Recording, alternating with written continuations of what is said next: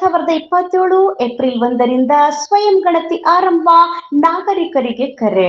ನಮಸ್ಕಾರ, ನಾನು ಮಾಧವಿ ಲಾಖೆ. ಎಂಟಿವಿ ವೀಕ್ಷಕರಿಗೆ ಸ್ವಾಗತ. ಬೀದರ್ ಜಿಲ್ಲೆಯಲ್ಲಿ ಜನಗಣತಿ 2027ರ ಅಂಗವಾಗಿ ಏಪ್ರಿಲ್ 1ರಿಂದ 15ರವರೆಗೆ ಸ್ವಯಂ ಗಣತಿ ಸೆಲ್ಫ್ ಎನ್ಯುಮರೇಷನ್ ಪ್ರಕ್ರಿಯೆ ನಡೆಯುತ್ತಿದೆ. ಸಾರ್ವಜನಿಕರು se.census.government.in ವೆಬ್ಸೈಟ್ ಮೂಲಕ ತಮ್ಮ ಕುಟುಂಬದ ಸಂಪೂರ್ಣ ಮಾಹಿತಿಯನ್ನು ಸ್ವತಃ ಭರ್ತಿ ಮಾಡುವ ಅವಕಾಶವನ್ನು ಸರ್ಕಾರ ಒದಗಿಸಿದೆ.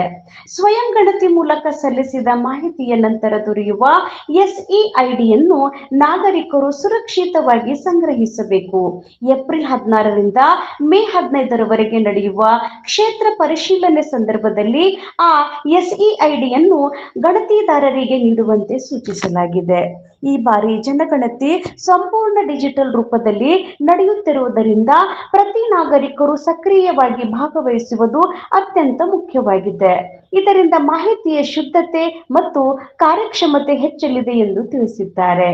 ಬೀದರ್ ಜಿಲ್ಲೆಯ ಸಮಸ್ತ ನಾಗರಿಕರು ಸ್ವಯಂ ಗಣತಿಯನ್ನು ಪೂರ್ಣಗೊಳಿಸಿ ಜವಾಬ್ದಾರಿಯುತ ನಾಗರಿಕರಾಗುವಂತೆ ಜಿಲ್ಲಾ ಉಸ್ತುವಾರಿ ಸಚಿವರಾದ ಶ್ರೀ ಈಶ್ವರ್ ಖಂಡ್ರೆ ಅವರು ಮನವಿ ಮಾಡಿದ್ದಾರೆ.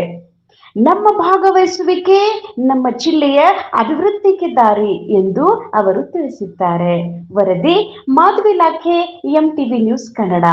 ನಿರಂತರ ಸುದ್ದಿ ಮತ್ತು ಜಾಹೀರಾತುಗಳಿಗಾಗಿ 9845856026ಕ್ಕೆ ಸಂಪರ್ಕಿಸಿ.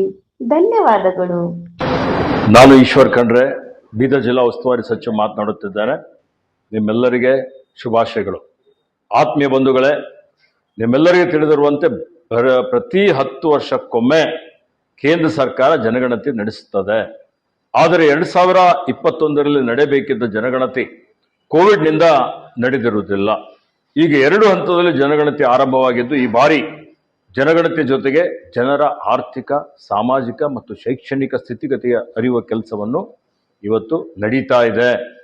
ನೀವೆಲ್ಲರೂ ನಿಖರವಾಗಿ ಮಾಹಿತಿಯನ್ನು ನೀಡುವಂತೆ ನಾನು ನನ್ನ ವತಿಯಿಂದ ತಮ್ಮೆಲ್ಲರಿಗೆ ಕೋರುತ್ತೇನೆ.